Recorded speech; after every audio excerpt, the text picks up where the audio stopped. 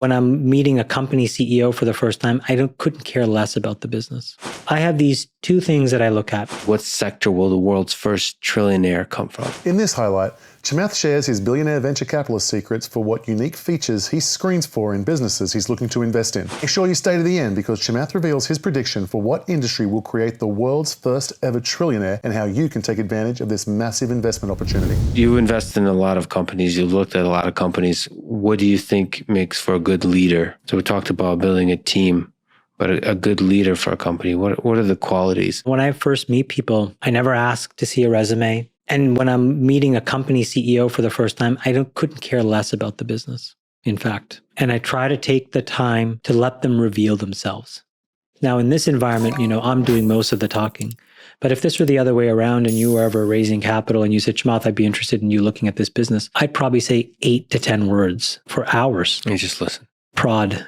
I throw things out, prod, and I let you meander. And in you meandering, I'm trying to build a sense of who this person is. Once I have a rough sense of that, which is not necessarily right, but it's a starting point, then I can go and understand why this idea makes sense in this moment. And what I'm really trying to do is just kind of like unpack where are the biases that may make you, fail. And then we go back to you. The thing that Silicon Valley has the benefit of, though, is that they don't have to do any of this stuff if there's momentum, because then the rule book goes out the window and people clamor to invest. So one of the things that I do, and this is again back to this pugilism that I inflict on myself, is I have these two things that I look at. Thing number one is I have a table that says, how much did we make from all of our best investments? How much did we lose from all of our worst investments? What is the ratio of winners to losers over 11 years? And in our case, it's 23-1 on, billions of dollars. So you can kind of like, you can see a lot of signal. But what that allows me to do is really like say, wait a minute, like we cannot violate these rules around how much money we're willing to commit in an errant personality. The second is I ask myself, of all the other top VCs in Silicon Valley, name them all. What's our correlation? Meaning, when I do a deal, how often does anybody from Sequoia, Excel, Benchmark, Kleiner, you name it, do it at the same time or after, and vice versa? And then I look at the data to see how much they do it amongst themselves. What's a good sign? Well, I'm at zero, as virtually close to zero as possible. And that's a good thing. Well, it's not a good thing when the markets are way, way up, because it creates an enormous amount of momentum. So I have to make money the hard way. I have to, because I'm trafficking in things that are highly uncorrelated to the gestalt of Silicon Valley, which can be a lonely business. But it's really valuable in moments where markets get crushed, because correlation is the first thing that causes massive destruction of capital. Massive. Because one person, all of a sudden, with one blow up in one company, boom, the contagion hits everybody except the person that was, not. And so now those are like more sophisticated elements of risk management, which is again, this pugilism that I inflict on nobody asks me to do that. Nobody actually at some level when the markets are up really care. But when markets are sideways or when markets are down, I think that allows me to feel proud of our process. You said that the world's first trillionaire would be somebody in climate change in the past. Yeah. Let's update that. What's today, as we stand here today, what sector will the world's first trillionaire come from? Yeah, I think it's energy transition. If you build a company or are part of a company or are part of a movement, your economic participation tends to be a direct byproduct of the actual value that thing creates in the world. Mm-hmm. And the thing that creates in the world will be bigger if it is not just an economic system, but it's like a philosophical system. It changes the way that governance happens. It changes the way that people think about all kinds of other things about their lives.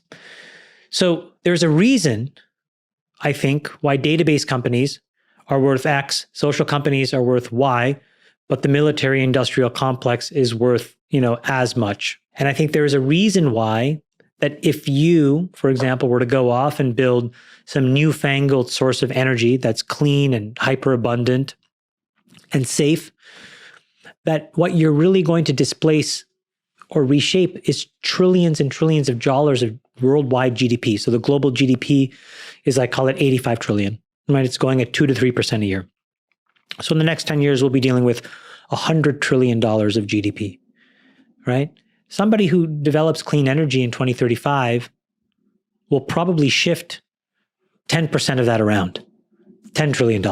A company can easily capture 30% of a market, $3 trillion. A human being can typically own a third of one of these companies, $1 trillion.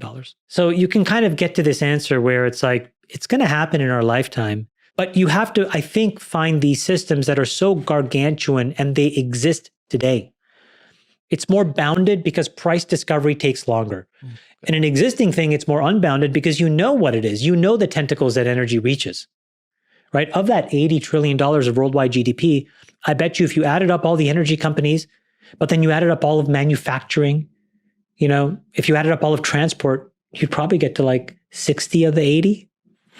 Do you have an idea of which energy, which alternate energy, sustainable energy is the most promising? Well, I think that we have to do a better job of exploring what I call the suburbs of the periodic table.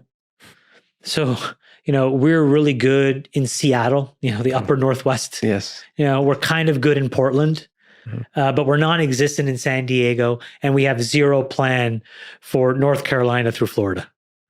Yeah. And so is that a fancy way of saying nuclear should be part of the discussion? I think nuclear, room temperature semiconductors. I'm not convinced right now that the existing set of nuclear solutions will do a good job of scaling beyond bench scale. I think there is a lot of complicated technical problems that make it work at a bench scale level, even partially, but the energy equation is going to be very difficult to overcome in the absence of some leaps in material science. Have you seen any leaps? Is there promising stuff like you're seeing the cutting edge from a company perspective? Yeah, I would say not yet. But the precursor, yes. I have been spending a fair amount of time. So talking about like a new framework that's in my mind is around these room temp superconductors. And so I've been kind of bumbling around in that forest for about a year. I haven't really put together any meaningful perspectives. But again, talking about like trafficking in companies and investments that are very lonely, but they allow me to generate returns that are relatively unique and independent. That's an area where I don't see anybody else when I'm there. I'll give you another area. We, I think, are about to unleash in a world of zero energy and zero compute costs. Computational biology will replace wet chemistry.